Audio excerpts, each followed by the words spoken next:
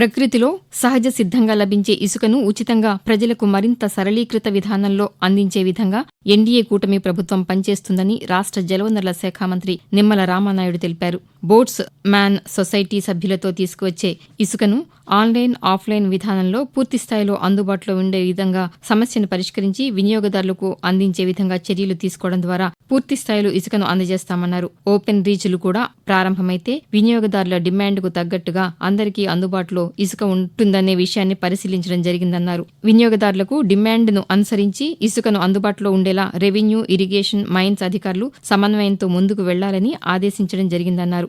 ఉమ్మడి తూర్పుగోదావరి జిల్లాలో ప్రతి శనివారం రాష్ట్ర పర్యాటక శాఖ ఆధ్వర్యంలో 6 దివ్య పుణ్యక్షేత్రాల సందర్శనం కోసం ఏర్పాట్లు చేయడం జరిగిందని రాష్ట్ర పర్యాటక శాఖ మంత్రి కందుల దుర్గేష్ తెలిపారు. సరస్వతి ఘాట్ జిల్లా పర్యాటక శాఖ కార్యాలయం రాజమహేంద్రవరం నుండి తొలి విడతగా ప్రతి శనివారం ఈ పుణ్యక్షేత్ర సందర్శన బస్సు బయలుదేరుతుందన్నారు.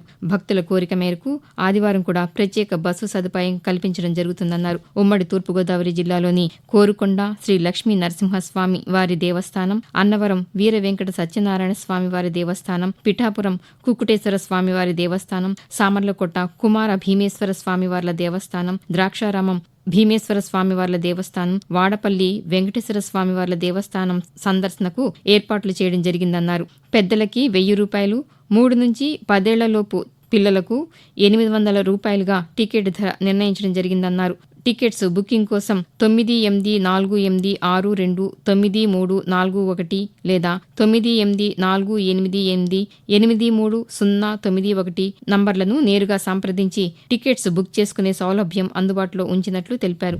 రాష్ట్ర సాంస్కృతిక రాజధాని కేంద్రంగా రాజమహేంద్రవరం ఈ ప్రాంతాన్ని పర్యాటకం, సంస్కృతిని, సినిమాటోగ్రఫీ రంగాలను సమ్మిళితం చేసి సమగ్ర అభివృద్ధిని సాధించే దిశగా చర్యలు తీసుకుంటామని రాష్ట్ర పర్యాటక, సాంస్కృతిక, సినిమాటోగ్రఫీ మంత్రి కందుల దుర్గేష్ తెలిపారు. రాజమహేంద్రవరం వద్ద గోదావరి నదిలో బ్రిడ్జ్, లంకలో ఆహ్వానం కిచెన్ ఫ్రాంచైజీస్ ఆధ్వర్యంలో ఫ్లోటింగ్ రెస్టారెంట్ను మంత్రి, ప్రజాప్రతినిధులు కలిసి ప్రారంభించారు. ఈ సందర్భంగా ఆయన మాట్లాడుతూ ఈ ప్రాంతాన్ని పర్యాటక కేంద్రంగా మరింత గుర్తింపు కలుగజేసేందుకు త్వరలోనే హేవలాక్ బ్రిడ్జ్ సమీపంలోని గోదావరి తీరంలో మౌలిక సదుపాయాలు కల్పిస్తామన్నారు. గోదావరి పుష్కరాల నేపథ్యంలో గోదావరి తీరాన్ని అందంగా తీర్చిదిద్దుతామని మంత్రి హామీ ఇచ్చారు. ఏదైనా ఒక ప్రాంతానికి పర్యాటకులు వస్తే కనీసం 2-3 రోజుల పాటు ఉండేలా వసతులు కల్పిస్తామని, అందుకు ప్రభుత్వ, ప్రైవేటు భాగస్వామ్యంతో అడుగులు వేయడం జరుగుతుందన్నారు.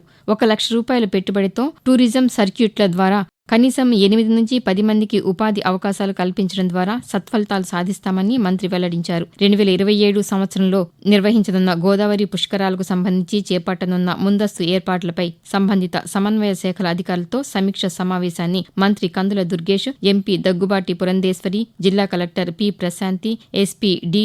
నరసింహకిషోర్, శాసనసభ్యులు, జిల్లా అధికారులతో సమీక్షించారు. ఈ సందర్భంగా మంత్రి మాట్లాడుతూ అఖండ గోదావరి పుష్కరాలు 2027ను దృష్టిలో పెట్టుకుని జిల్లాను యూనిట్గా పరిగణలోకి తీసుకుని సమర్థవంతంగా నిర్వహించేందుకు సమగ్ర కార్యాచరణ ప్రణాళికతో ముందుకు వెళ్తున్నామన్నారు. రానున్న అఖండ గోదావరి పుష్కరాలకు సుమారు 8 కోట్ల మంది భక్తులు వచ్చే అవకాశం ఉన్నట్లు మంత్రి పేర్కొన్నారు. గోదావరి పుష్కరాలు 2027కు విజనరీతో ముందుకు వెళ్తున్నట్లు పేర్కొన్నారు. రాజమహేంద్రవరం పార్లమెంటు సభ్యులు దగ్గుబాటి పురంధేశ్వరి మాట్లాడుతూ 2027 సంవత్సరంలో నిర్వహించే అఖండ గోదావరి పుష్కరాల ముందస్తు ఏర్పాట్లపై సమన్వయ శాఖల అధికారులతో ప్రాథమికంగా చర్చించడం జరిగిందన్నారు. తూర్పుగోదావరి పుష్కరాల సందర్భంగా చేపట్టనున్న పనులు త్వరితగతిన పూర్తి చేసేలా అధికారులు చర్యలు చేపట్టాలని సూచించారు. గత అనుభవాలను దృష్టిలో ఉంచుకుని రాజమహేంద్రవరం, కొవ్వూరు, నిడదవోలు, రాజానగరం ప్రాంతాల్లోని ఘాట్లను అభివృద్ధి చేయాలన్నారు. అదేవిధంగా రాజమండ్రి పరిసర ప్రాంతాల్లోని టెంపుల్ టూరిజంపై దృష్టి సారించాలన్నారు. ఉచిత గ్యాస్ సిలిండర్ల పథకం అమలులో భాగంగా జిల్లాలో సుమారు 1,62,000 మంది లబ్ధిదారులకు ప్రయోజనం చేకూరనున్నదని జిల్లా కలెక్టర్ పి. ప్రశాంతి తెలియజేశారు. రాష్ట్ర ప్రభుత్వం ప్రతిష్టాత్మకంగా అమలు చేస్తున్న ఉచిత గ్యాస్ సిలిండర్ పథకం అమలు చేయడంలో నియమ నిబంధనల మేరకు అర్హత, ఇతర మార్గదర్శకాలు జారీ చేయడం జరిగిందని తెలిపారు. ఈ పథకం కింద ఇప్పటికే రాష్ట్ర ప్రభుత్వం తొలి విడత రాయితీ సబ్సిడీ కింద నిధులను గ్యాస్ కంపెనీలకు విడుదల చేయడం జరిగిందన్నారు. ప్రతి ఏడాది 3 గ్యాస్ సిలిండర్లు ఉచితంగా పొందే విధంగా రాష్ట్ర ప్రభుత్వం చర్యలు తీసుకుంటోందని చెప్పారు.